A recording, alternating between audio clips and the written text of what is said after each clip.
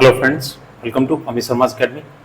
BPSC TRE 4.0 और 5.0 के लिए ये एक सीरीज़ मैंने स्टार्ट की हुई है। यूथ कंपटीशन बुक है और इसमें आपके जितने भी एग्ज़ाम हुए 1, 2, 3 जितने भी आपके बीपीएससी टीआरई ने कराए हुए हैं, इंक्लूडिंग आपका जो री एग्ज़ाम हुआ था और कैंसिल वाला पेपर है, उन सभी के क्वेश्चंस आपको मिलेंगे। जो 40 नंबर का जीएस पूछा जाता है, उसके लिए ये क्लास बहुत ही इंपॉर्टेंट होने वाली है। आप किसी भी वर्ग के प्रिपरेशन कर रहे हो, पीआरटी या 6 to 8 और टीजीटी पीजीटी सभी के लिए ये सामान्य अध्ययन बहुत इंपॉर्टेंट है। तो आप इस वीडियो को पूरा देखिएगा।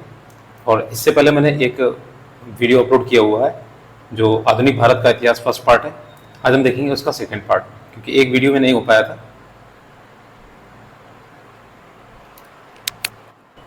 तो करना आपको ये है कि चैनल को सब्सक्राइब करना है और प्लेलिस्ट बना दी जाएगी इसकी, आप वहाँ से देख सकते हैं। बाकी टीआरई 3.0 जब हुआ था मैंने इसकी पूरी प्लेलिस्ट बनाई हुई है, आप वहाँ से भी देख सकते हैं।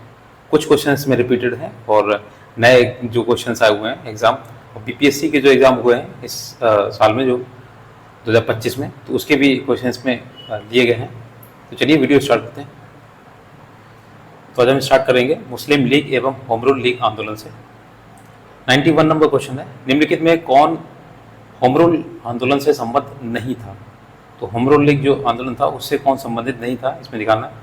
तो देखिए, उपरोक्त में से कोई नहीं।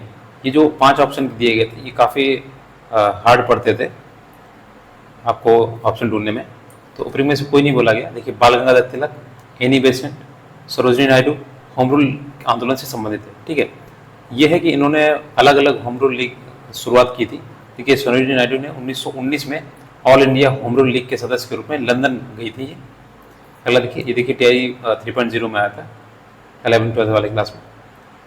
92 नंबर क्वेश्चन है, निम्नलिखित में से भारत की स्वतंत्रता के प्रति मुस्लिम लीग के दृष्टिकोण के बारे में कौन सा सही है?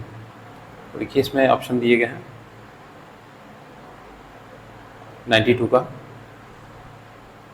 देखिए डी वाला, तो पूरा एक्सप्लेन करते हैं।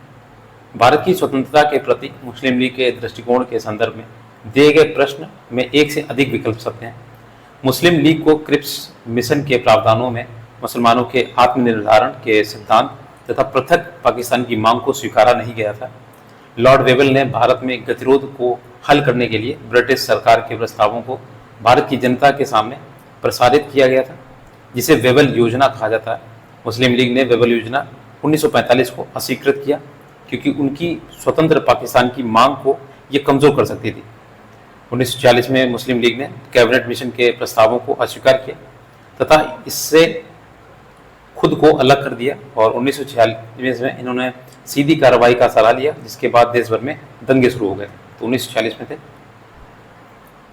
अगला देखिए, 93 नंबर क्वेश्चन है, ऑल इंडिया मुस्लिम लीग ने किस वर्ष अलग पाकिस्तान की मांग का प्रस्ताव रखा था? तो देखिए, ये आपके रखा था ऑप्शन नंबर बी 23 मार्च 1940 को। तो ये जो अधिवेशन था, लाहौर का अधिवेशन था मुस्लिम लीग का, इसमें भारत में पृथक पाकिस्तान राज्य की मांग का प्रस्ताव रखा गया था 23 मार्च 1940। डेट याद रखिएगा। अगला देखिए, 94 नंबर क्वेश्चन है, 1915 में होम रूल लीग की किसने प्रारंभ की थी?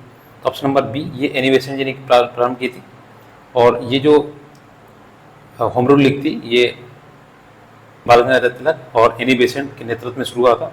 होम रूल लीग जो आंदोलन था ये आयरलैंड के होम रूल आंदोलन से प्रभावित था। होम रूल आंदोलन के प्रचार प्रसार के लिए तिलक ने अप्रैल 1916 में और तथा एनी बेसेंट ने सितंबर 1916 में इस लीग की स्थापना की थी। तो टाइम का अलग अलग है, याद रखिएगा। अप्रैल 16 में तिलक जी ने और जो सितंबर 16 में ये एनी बेसेंट ने किया था। इसमें 95 नंबर है, मुस्लिम लीग द्वारा किस तिथि को मुक्ति दिवस मनाया गया था? तो ऑप्शन नंबर ए, ये 22 दिसंबर 1939 को। तो मुस्लिम लीग के अध्यक्ष थे मोहम्मद अली जिन्ना के नेतृत्व में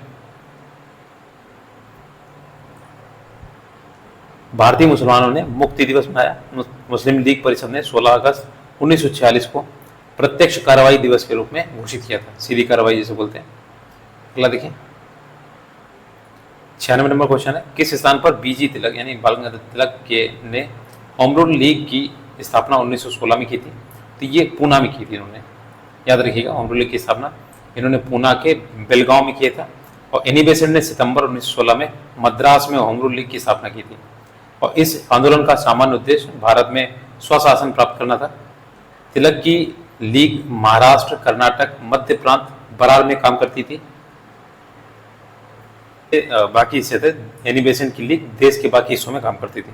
अगला देखिए, क्रांतिकारी गतिविधियां एवं साम्यवादी जो आंदोलन है उनसे संबंधित।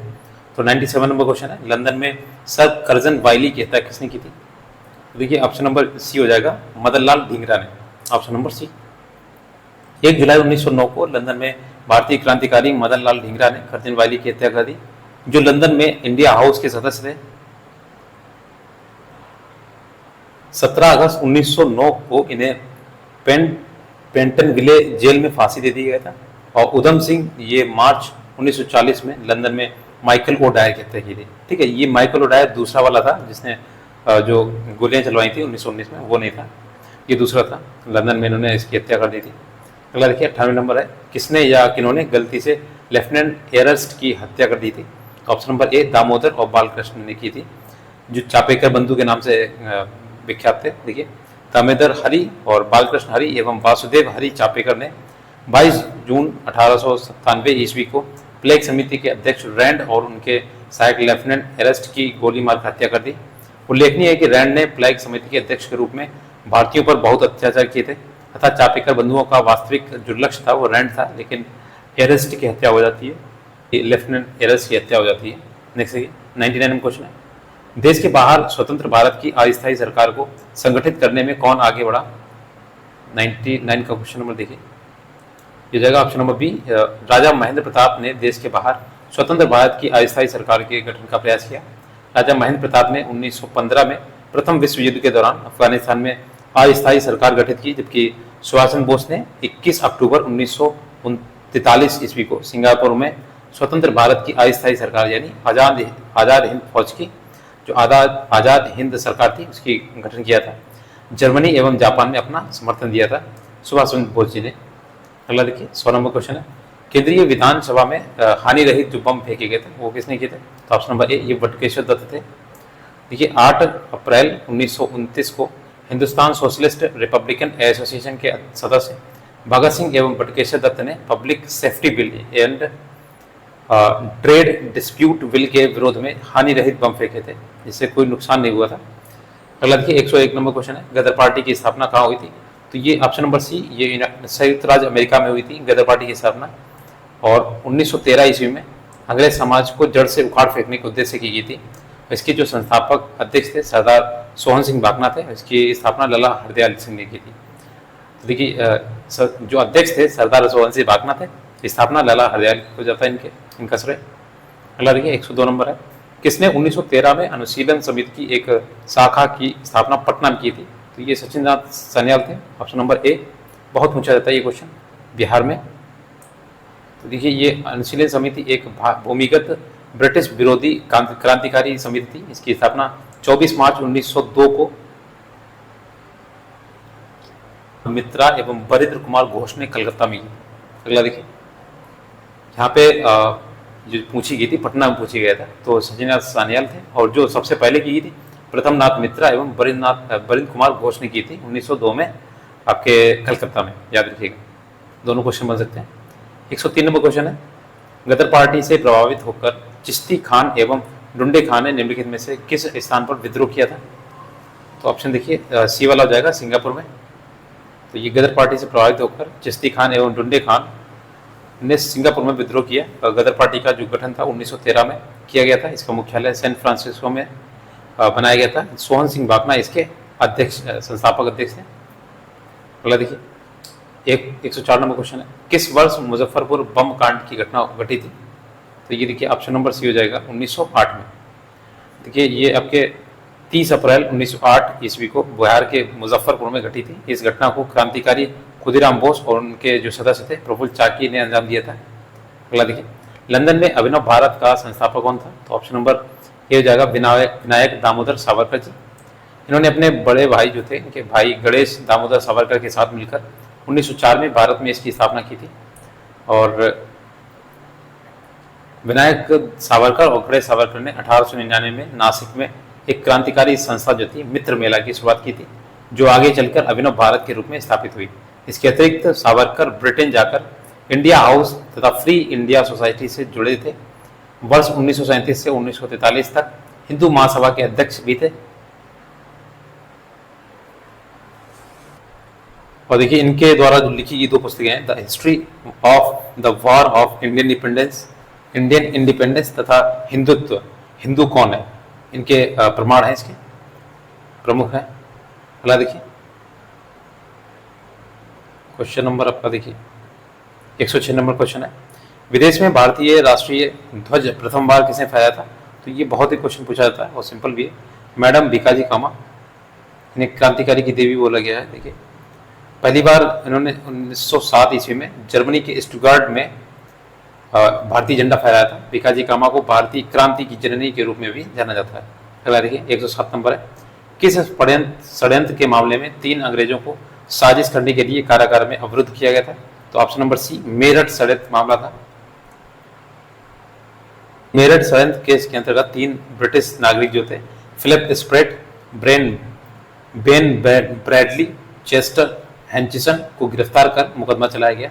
इस केस में फंसे अभियुक्तों को बचाने के लिए जवाहरलाल नेहरू, एम एन अंसारी और के.एन. काटजू, MC कांगला आदि ने पैरवी की थी। अगला देखिए जलियांवाला बाग जो हत्याकांड हुआ था। 108 नंबर क्वेश्चन है, जलियांवाला बाग हत्याकांड के दौरान भारत का वायसराय कौन था? तो ये देखिए ऑप्शन नंबर ए हो जाएगा, लॉर्ड चैम्सफोर्ड था ये। तो इसका कार्यकाल 1916 से 1921 तक था। इसके काल में ही 1917 में शिक्षा पर सैडलर आयोग तथा 1919 में रॉलेट एक्ट पारित हुआ था। इसके विरोध में परिणाम स्वरूप जलियांवाला जो बाग था वो नरसंहार गठित हुआ था। अगला देखिए रॉलेट एक्ट, खिलाफत एवं असहयोग आंदोलन। 109 नंबर क्वेश्चन है, देखिए किस मुस्लिम स्वतंत्रता सेनानी को भाईचारा एवं एकता दर्शाने हेतु गोल्डन टेम्पल की चाबियां सौंपी गई थी? देखिए आपके ऑप्शन नंबर 109 का हो जाएगा बी वाला। देखिए ये भाईचारा और राष्ट्रीय एकता दर्शाने के लिए जो खिलाफत आंदोलन हुआ था 1924 में, आर्य समाजी नेता स्वामी श्रद्धानंद को दिल्ली के जामा मस्जिद के व्यासपीठ इमाम पीठ से उपदेश देने के लिए कहा गया। एक मुस्लिम नेता डॉक्टर सैफुद्दीन केचलू को अमृतसर के स्वर्ण मंदिर की चाबियां भी सौंपी दी। अगला देखिए 110 नंबर है, निम्नलिखित में से कौन से आंदोलन M.K. गांधी द्वारा शुरू किए गए थे? तो देखिए यहाँ पे ऑप्शन नंबर डी हो जाएगा, ऊपर में से एक से अधिक हो जाएंगे। देखिए आपका असहयोग आंदोलन 1920 से 22 के बीच में, भारत छोड़ो आंदोलन ये आपके 1942 से 44 के बीच में महात्मा गांधी द्वारा शुरू किए थे और ये सभी जन आंदोलन थे। जबकि स्वदेशी जो आंदोलन था 1905 में बंगाल विभाजन के विरुद्ध शुरू किया गया था। इस आंदोलन का विचार सर्वप्रथम कृष्ण कुमार मित्र द्वारा अपने पत्र संजीवनी में 1905 में प्रस्तुत किया गया था। अगला देखिए 111 नंबर, असहयोग आंदोलन को निलंबित किया गया था? तो ये देखिए ऑप्शन नंबर बी 1922 में, ये चौरी चौरा का जो कांड हुआ था उस वजह से। तो देखिए चौरी चौरा ये उत्तर प्रदेश में गोरखपुर के निकट एक कस्बा है। इस घटना में 22 पुलिसकर्मियों सहित 23 लोगों को जिंदा जलाकर मार दिया गया था। तो इसका भी जो चौरी चौरा कांड बोलते हैं इसका नाम बदल दिया गया है, चौरी चौरा जो एक्शन बोला गया इसे, तो याद रखिएगा ये आपके योगी जी के द्वारा बदला गया है, चौरी चौरा एक्शन प्लान बोला गया है। अगला देखिए 112 नंबर है, निम्नलिखित में से असहयोग आंदोलन में भाग लेने वाले खेतिहरों की प्रमुख मांग कौन सी थी? तो ऑप्शन नंबर डी, ये उपयुक्त में से एक से अधिक। देखिएगा असहयोग आंदोलन में भाग लेने वाले किसानों की प्रमुख मांग राजस्व में कमी करना, बेगारी का उन्मूलन करना तथा जमींदारों का बहिष्कार किया जाना था। आदिवासी खेतिहरों ने वन क्षेत्र में अपने पशुओं को चराने, ईंधन की लकड़ी तथा फल इकट्ठा करने हेतु वनों में प्रवेश की अनुमति की मांग की थी। अगला देखिए नेक्स्ट क्वेश्चन, सविनय अवज्ञा आंदोलन और जो गांधी इरविन समझौता एवं गोलमेज सम्मेलन से संबंधित जो फैक्ट है। 113 नंबर क्वेश्चन है, प्रथम गोलमेज सम्मेलन के समय भारत का गवर्नर जनरल कौन था? कि आपका ऑप्शन नंबर सी हो जाएगा, लॉर्ड इरविन था। तो ये भारत का गवर्नर जनरल लॉर्ड इरविन था। इसका कार्यकाल 1926 से 1931 तक रहा था। नेक्स्ट कि ऑल इंडिया हरिजन संघ की स्थापना 1932 में किसके द्वारा की गई थी? तो ये आपके महात्मा गांधी जी द्वारा की गई थी। और ये देखिए आपके इसका जो ध्येय था, अस्पृश्यता को मिटाना, हरिजन एवं दलितों को उत्थान करना। अगला देखिए 115 नंबर क्वेश्चन है, खुदाई खिदमतगार आंदोलन का नेतृत्व किसने किया था? तो ये आपके अब्दुल गफ्फार खान थे, ऑप्शन नंबर बी। इस आंदोलन में देखिए उत्तर पश्चिम सीमांत में ये पश्तून स्वतंत्रता सेनानी थे अब्दुल गफ्फार खान। इनके नेतृत्व में उपमहाद्वीपीय पर ब्रिटिश कब्जे के खिलाफ एक अहिंसक आंदोलन किया गया था। ये आंदोलन गांधी जी के अहिंसात्मक आंदोलन से प्रेरित था। खुदाई खिदमतगार आंदोलन की शुरुआत 1929 में की गई थी। इसे लाल शर्ट्स आंदोलन भी बोलते हैं। अगला देखिए 116 नंबर क्वेश्चन है, पूना समझौते पर हस्ताक्षर कब हुए थे? तो ये 24 सितंबर आपके 1932 में हुए थे। देखिएगा पूना समझौता जो था सी राजगोपालाचारी, जयकर, तेज बहादुर सप्रू, घनश्याम दास बिरला आदि नेताओं के प्रयासों से 24 सितंबर 1932 को महात्मा गांधी और दलित नेता BR अम्बेडकर के बीच हुआ था। इसे पूना समझौता के नाम से भी जाना जाता है। इस समझौते के तहत अम्बेडकर ने पृथक निर्वाचन मंडल को छोड़ दिया था और उन्हें विधानमंडल के अंदर हिंदुओं के अंतर्गत ही स्थानों का आरक्षण प्रदान किया गया था। पूना पैक्ट का उद्देश्य दलित वर्ग को राजनीतिक प्रतिनिधित्व प्रदान करना था। अगला देखिए 117 नंबर है, पूना पैक्ट का उद्देश्य था, तो ऑप्शन नंबर सी दलित वर्गों का राजनीतिक प्रतिनिधित्व। अगला देखिए 118 नंबर क्वेश्चन है, साइमन कमीशन के गठन की घोषणा कब की गई थी? तो ये देखिए आपके 8 दिसंबर 1927 को इसकी घोषणा की गई थी। और देखिए आपके जो साइमन कमीशन था ब्रिटिश संसद द्वारा भारत में संवैधानिक सुधारों की दशा दिशा पर विचार करने हेतु जॉन साइमन की अध्यक्षता में 7 सदस्यीय आयोग के गठन की घोषणा की, जिसके सभी सदस्य अंग्रेज थे। साइमन कमीशन का भारत में भारी विरोध हुआ था। अगला देखिए 119 नंबर क्वेश्चन है, 5 मार्च 1931 को कौन सी महत्वपूर्ण घटना घटी थी? देखिए 25 नंबर क्वेश्चन, ऑप्शन नंबर ए होगा आपका। देखिए 5 मार्च 1931 को महात्मा गांधी और तत्कालीन वायसराय लॉर्ड इरविन के बीच में संपन्न हुआ था एक ये इसे बोलते हैं गांधी इरविन समझौता। तो इसमें कुछ समझौते निम्न बताएं। देखिए हिंसा के आरोपियों को छोड़कर सबको रिहा किया जाए। दूसरा था भारतीयों को नमक बनाने का अधिकार दिया जाए। तीसरा कांग्रेस दूसरे गोलमेज सम्मेलन में भाग लेगी, लेकिन लिया नहीं था उन्होंने भाग। तीसरा था कांग्रेस दूसरे गोल सम्मेलन में भाग लेगी और कांग्रेस ब्रिटिश शासन का बहिष्कार नहीं करेगी। अगला था 5वां जो था सविनय अवज्ञा आंदोलन को स्थगित किया जाएगा। तो ये कुछ इनकी समझौते थे जो गांधी और इरविन जी के बीच में हुए थे। ठीक है, भारत छोड़ो आंदोलन तथा स्वतंत्रता एवं विभाजन जो था 120 नंबर क्वेश्चन है कि कौन सी घटना सबसे पहले हुई थी? तो आपका देखिए इसमें हो जाएगा option number B, Cripps mission का आगमन हुआ था। भारत में ऐतिहासिक घटनाओं के क्रम में मार्च 1942 में क्रिप्स मिशन भारत आया। इस मिशन में क्रिप्स मिशन की असफलता के प्रस्तावों को स्वीकार कर 8 अगस्त 1942 को भारत छोड़ो आंदोलन का प्रस्ताव पास किया गया। इस आंदोलन में गांधी जी ने करो या मरो का नारा दिया।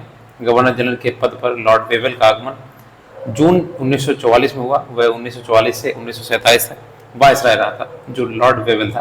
तो पूछा जाता है आज़ादी के समय में कौन गवर्नर जनरल रहा था? ये वेवेल था। अगला देखिए 121 नंबर, मुंबई में कांग्रेस द्वारा भारत छोड़ो प्रस्ताव पास किया गया था। तो ऑप्शन नंबर बी हो जाएगा 8 अगस्त 1942 को। नेक्स्ट देखिए, निम्नलिखित में से भारत छोड़ो आंदोलन 1942 में मुख्य कारण क्या था? तो option number A, Cripps mission की असफलता। नेक्स्ट देखिए 123 नंबर है, किस तिथि को क्लीमेंट एटली ने घोषणा की कि जून 1948 तक ब्रिटिश भारत को छोड़ देगा? तो ऑप्शन नंबर बी, 20 फरवरी 1947 को। अगला देखिए, और ये जो घोषणा की गई थी आपके 20 फरवरी 1947 को की गई थी कि जून 1948 तक ब्रिटिश सरकार भारत को छोड़ देगा। अगला देखिए 124 नंबर है, आज़ाद दस्ता की स्थापना किसने की थी?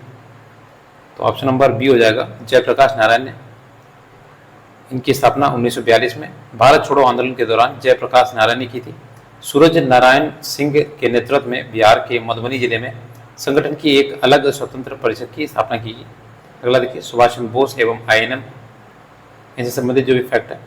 देखिए 125 नंबर, दिल्ली के लाल किले में आज़ाद हिंद फौज का प्रसिद्ध मुकदमा हुआ था। तो ये ऑप्शन 1945 को हुआ था, ऑप्शन नंबर ए में।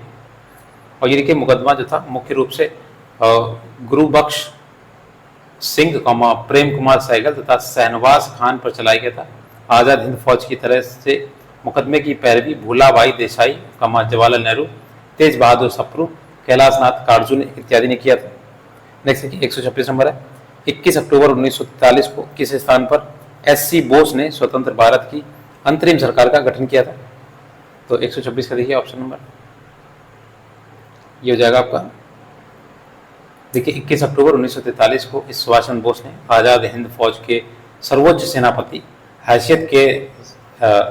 की हैसियत से सिंगापुर में स्वतंत्र भारत की अस्थायी सरकार की स्थापना की, यहीं से दिल्ली चलो और तुम मुझे खून दो मैं तुम्हें आज़ादी दूंगा का नारा इन्होंने दिया था। अगला 127 नंबर क्वेश्चन, सुभाष चंद्र बोस किस वर्ष भारतीय राष्ट्रीय कांग्रेस के अध्यक्ष चुने गए थे? देखिए ऑप्शन नंबर डी था इसमें, उपरोक्त में से एक से थे। एक 1938 था, एक 1939 में। वो हालांकि उन्होंने इस्तीफा दे दिया था, लेकिन 2 बार चुने गए थे। देखिए पहली बार जो थे 1948 में हरिपुरा में 52वां जो अधिवेशन होता है उसमें, दूसरी बार जो होता है 1939 में त्रिपुरी अधिवेशन में अध्यक्षता हेतु गांधी जी द्वारा समर्पित पट्टाभी सीतारामैया को हराकर इन्होंने इसमें अपना योगदान दिया था, परंतु गांधी जी के मतभेद के चलते इन्होंने इस्तीफा दे दिया था।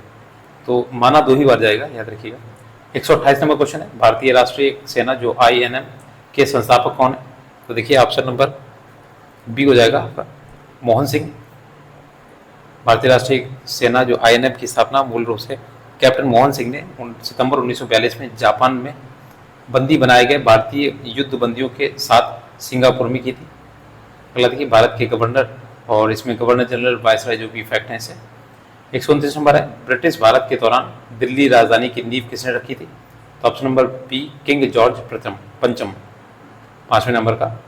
तो ये दिल्ली की जो नई दिल्ली की राजधानी देखी थी, तो सम्राट जॉर्ज पंचम द्वारा 1911 में जो दिल्ली दरबार का तीसरा आयोजन हुआ था, इसके दौरान रखी गई थी। राजधानी की वास्तुकला और योजना 2 British architect sir Herbert baker एवं एडविन लुटियन द्वारा बनाई गई थी। इससे पूर्व देश की राजधानी कोलकाता थी, फिर कोलकाता से दिल्ली में स्थानांतरित की।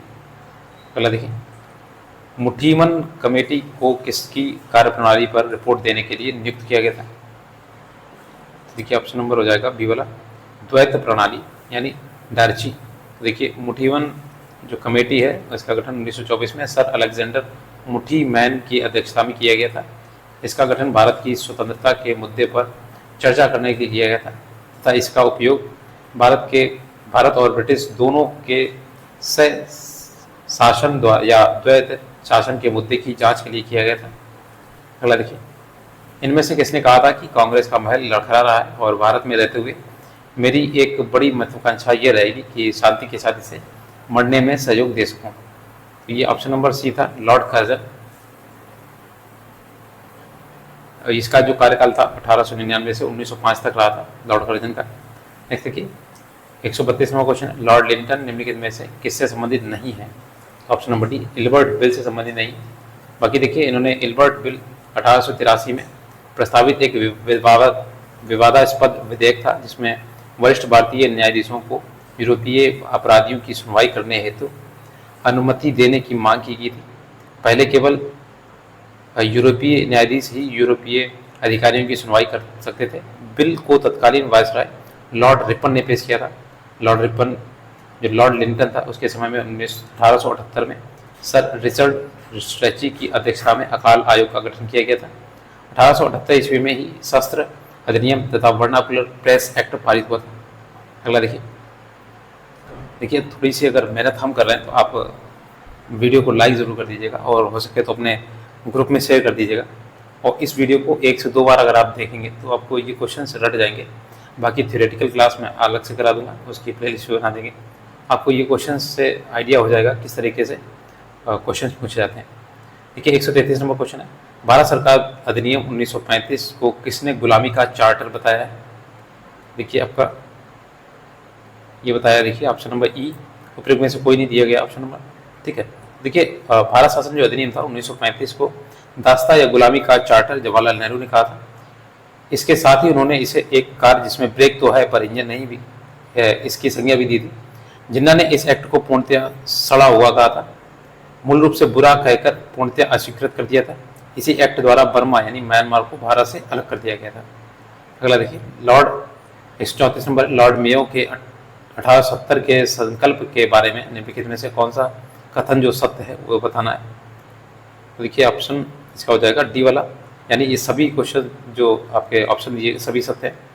देखिएगा लॉर्ड मेयो 1870 के संकल्प में जो बातें उल्लेखित हैं, देखिए केंद्रीय और प्रांतीय बिल को विभाजित करने वाला ये पहला कदम था। प्रांतीय सरकारों को कुछ सेवाएं प्रसारित करने का अधिकार दिया गया था। इसने मौजूदा असमानता को सुधारने का प्रयास किया था। इसने प्रांतों की वास्तविक आवश्यकताओं का ध्यान केंद्रित किया था। ब्रिटिश सरकार की ओर से अपने बजट में स्थानीय कराधान का सहारा लेने की अनुमति दी गई थी। नेक्स्ट देखिए 135 नंबर क्वेश्चन है, किस तिथि को अगस्त क्रांति यानी 1942 के दौरान निम्नलिखितों ने पटना एवं इसके आसपास की भीड़ पर गोली चलाने का आदेश दिया था? तो देखिए ऑप्शन नंबर हो जाएगा ई वाला, ट्रिक में से कोई नहीं। तो देखिए अगस्त क्रांति जो थी 1942 के दौरान 11 अगस्त 1942 को निम्नलिखितों ने पटना एवं इसके आसपास की भीड़ पर गोली चलाने का आदेश दिया था। इस घटना में शहीद होने वाले सभी छात्र थे। इस घटना को पटना गोलीकांड के नाम से भी जाना जाता था। अगला देखिए, इसमें अब मिसलेनियस टाइप के जो क्वेश्चन है विविध वाले, 136 नंबर क्वेश्चन है। देखिए, भारत में वह महान एकताकर्ता जिसने केवल दूसरों को सहिष्णु नहीं बनाया बल्कि अपितु उनको अपने मित्रों और साथियों में आपसी जिम्मेदारी के साथ भी स्वीकार कराया था, ये किसने कहा था? ये हो जाएगा आपका ऑप्शन नंबर ई, उपयुक्त में से कोई नहीं। देखिएगा, जवाहरलाल नेहरू ने महात्मा गांधी को श्रद्धांजलि देते वक्त कहा था कि भारत में वह महान एकता करता था जिसने केवल दूसरों को सहिष्णु ही नहीं बनाया अपितु उनको अपने मित्रों और साथियों में आपसी जिम्मेदारी के साथ भी स्वीकार कराया था। जबकि बाल गंगाधर तिलक, सुभाष चंद्र बोस की मृत्यु गांधी जी से पहले हो चुकी थी, अतः ये विकल्प सही नहीं है।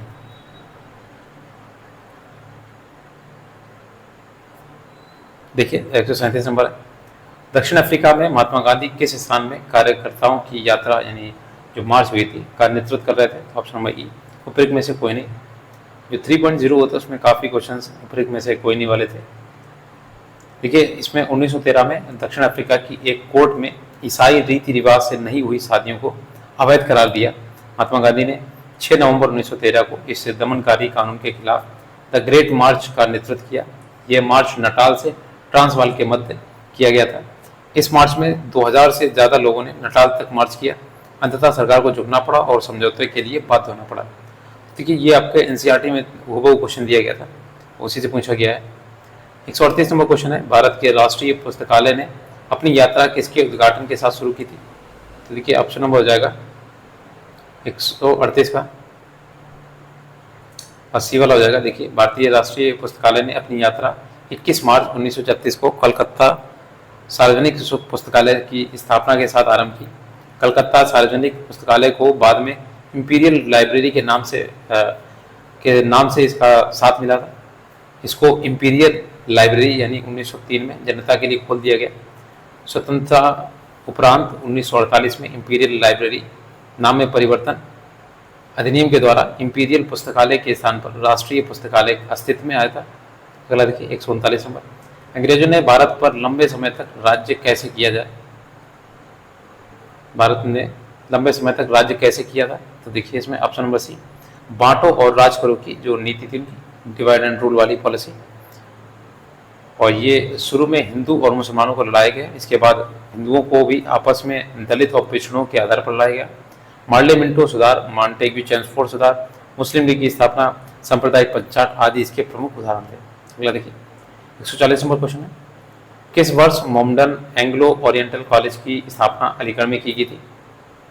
देखिए आपका ऑप्शन नंबर ई हो जाएगा 1877 ईस्वी में सर सैयद अहमद ने अलीगढ़ में मोमडन एंग्लो ओरिएंटल कॉलेज की स्थापना की। उनका उद्देश्य ब्रिटिश शिक्षा प्रणाली के अनुरूप एक कॉलेज का निर्माण करना था, लेकिन इसमें इस्लामी मूल्य में समझौता किए बिना। अगला देखिए 141 नंबर क्वेश्चन है, महात्मा गांधी का राजनीतिक गुरु कौन है? तो ये आपके एमजी रनाडे हैं। ऑप्शन नंबर बी वाला हो जाएगा। सॉरी, इसमें आपके गोपाल कृष्ण गोखले हैं। ठीक है, एमजी रनाडे इनके हैं गुरु। ठीक है, गोपाल कृष्ण गोखले के एमजी रनाडे होंगे जाके। तो महात्मा गांधी के राजनीतिक गुरु गोपाल कृष्ण गोखले थे। गोखले का आदर्श वाक्य सार्वजनिक के जीवन को आध्यात्मिक बनाना था। अगला देखिए 142 नंबर है, मशहूर जो नारा है इंकलाब जिंदाबाद किसने दिया था? तो ये हसरत मोहानी ने दिया था। Option number C. और ये मौलाना हसरत मोहानी ने 1921 में इस नारे की शुरुआत की। ये एक प्रसिद्ध स्वतंत्रता सेनानी और उर्दू कवि थे। इंकलाब जिंदाबाद ये हिंदुस्तान रिपब्लिक सोशलिस्ट एसोसिएशन का आधिकारिक नारा था। 1929 में केंद्रीय असेंबली में बम फेंकते समय भगत सिंह और बीके दत्त द्वारा इंकलाब जिंदाबाद का नारा लगाया गया था, जो हानि रहित बम था, आपको पता होगा। अगला देखिए 143 नंबर है, इनमें से कौन अहरार आंदोलन से संबंधित थे, तो ऑप्शन नंबर ये हो जाएगा ये वाला। हसन इमाम अहरार आंदोलन से संबंधित थे। अगला देखिए, अहरार आंदोलन की स्थापना 1910 में की गई थी। इनका नेतृत्व मौलाना मोहम्मद अली, हकीम अजमल खान और हसन इमाम और मजहर उल हक ने किया था। अहरार आंदोलन के नेता लखनऊ समझौता जो हुआ था 1916 के खिलाफ थे। अगला देखिए 144 नंबर, 1953 में राज्य पुनर्गठन आयोग का गठन किसकी अध्यक्षता में हुआ था? तो ये आपके ऑप्शन नंबर देखिएगा 144 का ऑप्शन नंबर बी हो जाएगा। देखिए, राज्य पुनर्गठन आयोग की स्थापना फजल अली की अध्यक्षता में दिसंबर 1953 में की गई थी। के एम पनिक्कर और एच एन कुंजरू राज्य पुनर्गठन आयोग के सदस्य थे। अगला देखिए 145 नंबर है, किस विचारधारा का राष्ट्रीय आंदोलन से कोई संबंध नहीं है? तो ऑप्शन नंबर ई देखिए, उपयुक्त में से कोई नहीं। देखिए, उपयुक्त तीनों जो विचारधारा हैं इसका संबंध राष्ट्रीय आंदोलन से रहा है। जहां कांग्रेस की स्थापना के प्रारंभिक चरण में उदारवादी प्रमुखता से छाए रहे, वहीं बाद का जो काल था गांधी युग से संबोधित था किया जाता है। साम्यवादी विचारधारा से प्रभावित एम एन राय, भगत सिंह, गुलाम हुसैन, श्रीपाद अमृत डांगे, मुजफ्फर अहमद आदि ने राष्ट्रीय आंदोलन में अपनी महत्वपूर्ण भूमिका निभाई। इसके अतिरिक्त राष्ट्रीय आंदोलन के दौरान कानपुर षड्यंत्र एवं पेशावर षड्यंत्र का संबंध साम्यवादी विचारधारा से ही रहा था। अगला देखिए 146 नंबर क्वेश्चन है, वह महिला स्वतंत्रता सेनानी कौन थी जो स्वतंत्रता आंदोलन की वयोवृद्ध के रूप में विख्यात? तो ऑप्शन नंबर ए अरुणा आसफ अली। देखिए, ये आपके वयोवृद्ध महिला के रूप में विख्यात है। इन्होंने 1942 में भारत छोड़ो आंदोलन के समय मुंबई के ग्वालियर टैंक मैदान में कांग्रेस का झंडा फहराया। उन्हें स्वतंत्रता आंदोलन के दौरान 1930, 1932, 1941 में जेल जाना पड़ा। उन्होंने ही भारत छोड़ो आंदोलन के समय भूमिगत रहकर आंदोलन को नेतृत्व दिया था। अगला देखिए, सूची का मिलान करना है इसमें। तो ऑप्शन नंबर ए देखिए, सूची 2, 1, 3 से मैच करेगी और ये देखिए सूची का मिलान दिया गया। भारत सेवक समाज, ये आपके गोपाल कृष्ण गोखले द्वारा। तत्वबोधनी सभा देवेंद्रनाथ टैगोर। आत्मीय सभा राजा राम मोहन राय द्वारा। भारतीय ब्रह्म समाज, ये केशव चंद्र सेन। ठीक है, देखिए अंबाबाई एक स्वतंत्रता सेनानी भारत के किस राज्य की थी? तो ऑप्शन नंबर सी, ये कर्नाटक राज्य से थी। और इन्होंने उडुपी में शराब और विदेशी कपड़ों को दुकानों का विरोध किया। 12 वर्ष की आयु में इनका विवाह हो गया एवं 16 वर्ष की आयु में उन्होंने अपने पति को खो दिया। इसके बाद वे भारतीय स्वतंत्रता की लड़ाई में शामिल हो गई थी। अगला देखिए 149 नंबर, भारत के स्वतंत्रता संग्राम के दौरान निम्नलिखित घटनाओं पर विचार करना है और इन्हें कालानुक्रम लगाना है। तो देखिए ऑप्शन नंबर बी, भारत के स्वतंत्रता संग्राम के दौरान जो घटनाएं हुई कालाक्रम देखिए। सूरत विभाजन आपका 1907 में हुआ। मार्लेमेंटो सुधार 1909 में। होम रूल जो आंदोलन था 1916 में। खेड़ा सत्याग्रह 1918 में। इस तरीके से क्रम में लगा दिया। नेक्स्ट है 150 क्वेश्चन है, निम्नलिखित में से कौन सा यूनेस्को विश्व धरोहर स्थल नहीं है? तो ऑप्शन नंबर सी, ये इंडिया गेट नहीं है, बाकी कुतुब मीनार, लाल किला ये के विश्व धरोहर सूची में है। और ये जो देखिए 1993 में कुतुब मीनार और लाल किला जो था 2007 में यूनेस्को विश्व धरोहर स्थल में शामिल हुआ था। और ये आपकी डाटा बदलता रहता है, ठीक है, आप देख लीजिएगा यूनेस्को में कितने शामिल हैं। डॉक्टर बी आर अम्बेडकर के विषय में निम्नलिखित में से क्या सत्य है? देखिए ऑप्शन नंबर 151 का ऑप्शन नंबर डी हो जाएगा इसमें। देखिए डॉक्टर बी आर अम्बेडकर का जन्म 14 अप्रैल 1891 में महू जो होता है मध्य प्रदेश में हुआ था। इनके पिता का नाम रामजी मालोजी सकपाल और माता का नाम भीमाबाई था। अम्बेडकर ने मूक नायक का प्रकाशन किया। उन्होंने बहिष्कृत हितकारिणी सभा की स्थापना की। बी आर अम्बेडकर का देहांत 1956 में नई दिल्ली में हुआ। तो एक में से एक से सही अधिक इसके उत्तर सही होंगे। अगला देखिए 152 नंबर, इसमें सूचियों का मिलान करना है और देखिए आपका ऑप्शन नंबर बी हो जाएगा 2, 3, 1, 4 और सूची आप देख लीजिए। गरीबी हटाओ इंदिरा गांधी की जो सरकार थी, इंदिरा कांग्रेस की सरकार के नारा था। लोकतंत्र बचाओ ये जनता दल का नारा था। और जोतने वालों की भूमि ये वाम मोर्चा। तेलुगुओं की स्वाभिमान की रक्षा ये एनटी रामाराव का ये नारा था और पार्टी का। देखिए 153 नंबर क्वेश्चन है, 1938 में किसकी अध्यक्षता में राष्ट्रीय योजना समिति की स्थापना की गई? तो option number C, Jawaharlal Nehru की अध्यक्षता में। और ये राष्ट्रीय योजना समिति थी। एनपीसी की स्थापना सुभाष चंद्र बोस की पहल पर की गई थी। इसकी स्थापना में ही स्वतंत्रता के लिए राष्ट्रीय संघर्ष में वाम राजनीति के प्रभाव का समावेश हुआ था। अगला क्वेश्चन देखिए, आपका यहाँ से जो है जो आधुनिक भारत का इतिहास है वो कंप्लीट होता है, और इसके बाद आपका भूगोल आएगा, भारत का भूगोल और विश्व का भूगोल। उसको भी अलग अलग एक एक वीडियो में करा देंगे कंप्लीट। और अगर वीडियो अच्छा लगा हो तो प्लीज़ लाइक कीजिएगा, शेयर कीजिएगा और सब्सक्राइब जरूर कर लीजिएगा, क्योंकि मैं आपको 4.0 की जो प्रिपरेशन है वो फ्री ऑफ कॉस्ट करा दूँगा, ठीक है। और ऐसी ऐसी ट्रिक्स बताऊँगा जिससे आप अच्छे मार्क्स ला सकते हैं, और आपको कोई पेड ग्रुप लेने की ज़रूरत नहीं पड़ेगी। आप अपनी सेल्फ स्टडी से ही आराम से थियरी 4.0 निकाल सकते हैं। Thanks for watching.